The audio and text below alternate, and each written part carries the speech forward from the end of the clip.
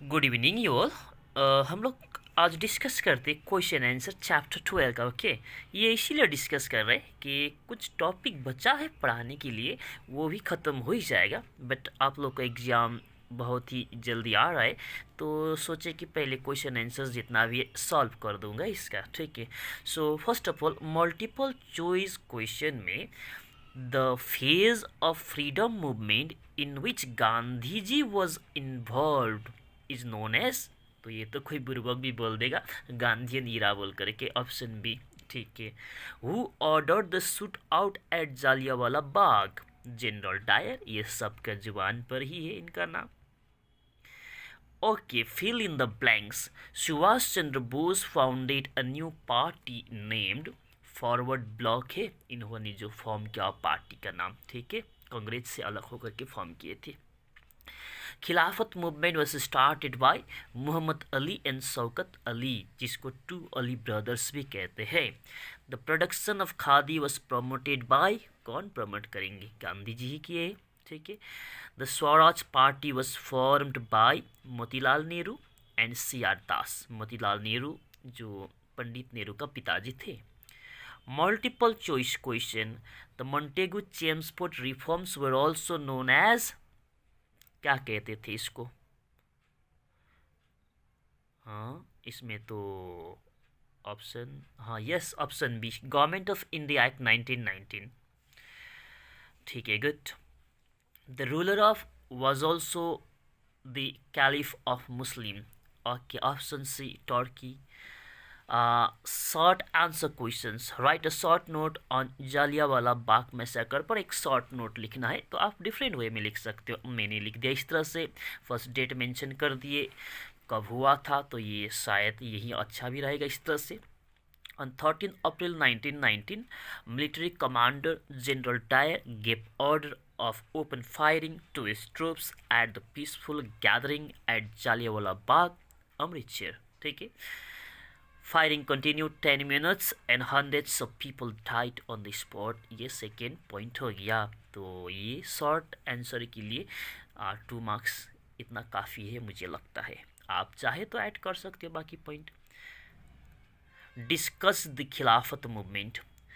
Okay, 1919 two Ali brothers Muhammad Ali and Shaukat Ali in India formed Khilafat committee to support their Khalifa. Okay, second point, they started the movement called Khilafat movement to support their caliph. Then इतना काफ़ी लग रहा है हमको।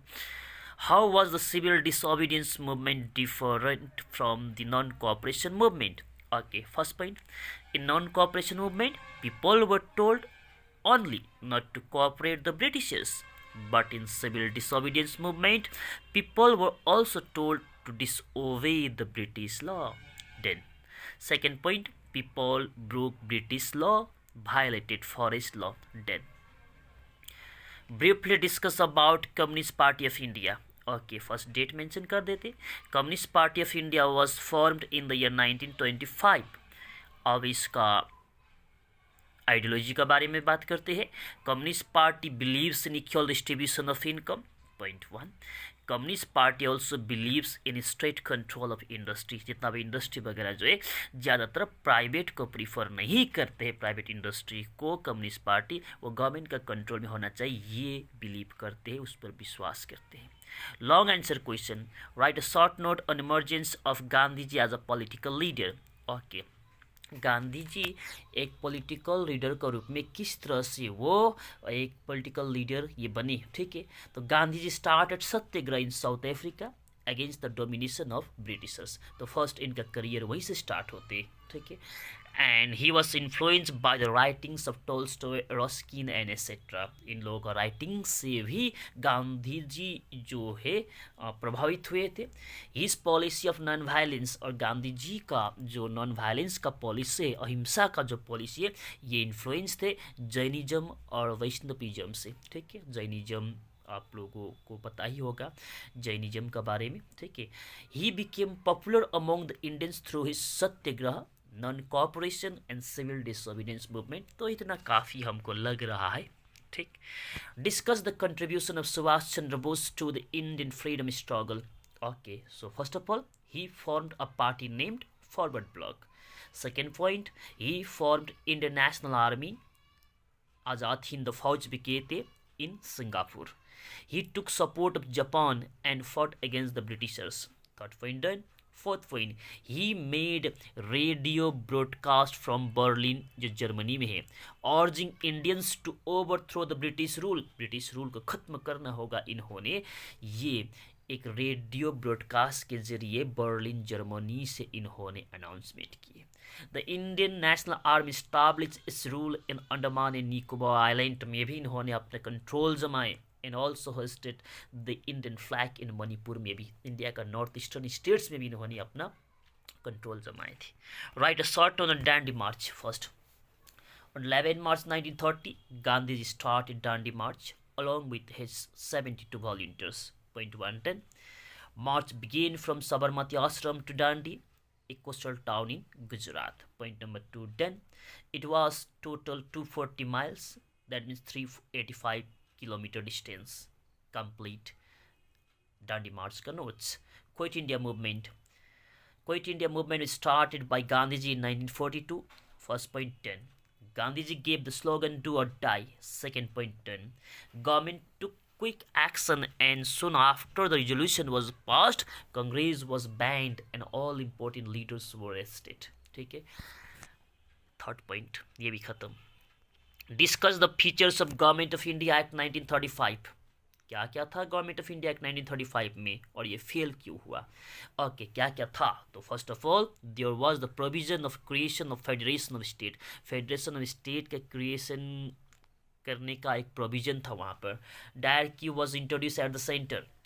Power was divided into two subjects, reserve subject and transport subject. Third point completed.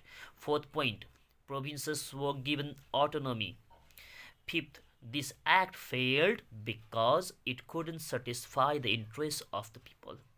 And in 1936 Lucknow section Congress rejected the 1935 act also. ठीक है. कोई 5 point काफ़ी है.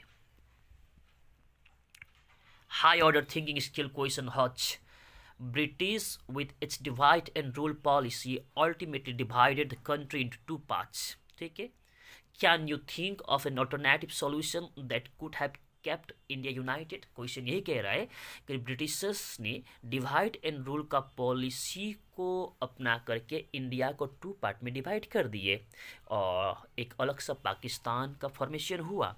कैन यू थिंक, क्या आपको ऐसा लगता है कि इसका कोई दूसरा सॉल्यूशन भी था जी हो कि इंडिया को अलग करके पाकिस्तान न बन करके इंडिया और पाकिस्तान साथ साथ रह सके. तो मुझे लगता है सेपरेट इलेक्ट्रेट अगर मुस्लिम को दिया जाता और मुस्लिम को कन्विंस किया जाता तो शायद इंडिया यूनाइटेड रह सकता. और दूसरा, Congress could offer more representation to the Muslim. मुस्लिम लोगों को कांग्रेस अगर ऐसे अश्योर करते कि गवर्नमेंट में मुस्लिम का रिप्रेजेंटेशन ज़्यादा होगा, ठीक है, ये अश्योर कर पाता तो भी शायद मुस्लिम डोमिनेंट पाकिस्तान जो है वो अलग ना होता. और ये अपना अपना विचार है, आप अपना विचार लिखिए. वैल्यू कॉर्नर में Bhagat Singh, Subhash Chandra Bose and many other laid their lifes for freedom. अपना फ्रीडम के लिए, ठीक है, फ्रीडम के लिए ये जो भगत सिंह, सुभाष चंद्र बोस और भी बहुत सारे इस तरह का जो महान जो इंडियन जो लीडर थे जिन्होंने अपना जान का कुर्बान किए. What does the term freedom mean to you. तो क्वेश्चन तो यहाँ पर ये है कि फ्रीडम का मतलब क्या समझते. फ्रीडम मीन्स द राइट और एबिलिटी टू डू और से व्हाट यू वांट. आप जो चाहते हो वो करना, ठीक है, और कहना विदाउट हैम्परिंग अदर्स, ये फ्रीडम है. ठीक है, फ्रीडम का मतलब ये नहीं है कि आप किसी का शीशा को तोड़ दोगे. ठीक है, यह शीशा, किसी का घर का शीशा तोड़ने का फ्रीडम आपको नहीं मिलेगा. ओके, सेकेंड पॉइंट इसमें, is freedom something worth dying for. क्या फ्रीडम के लिए मरना भी जरूरी है. Well that depends on what your priorities are. ये मैंने ऐसे ही कॉपी पेस्ट कर दिया है लास्ट वाला पॉइंट.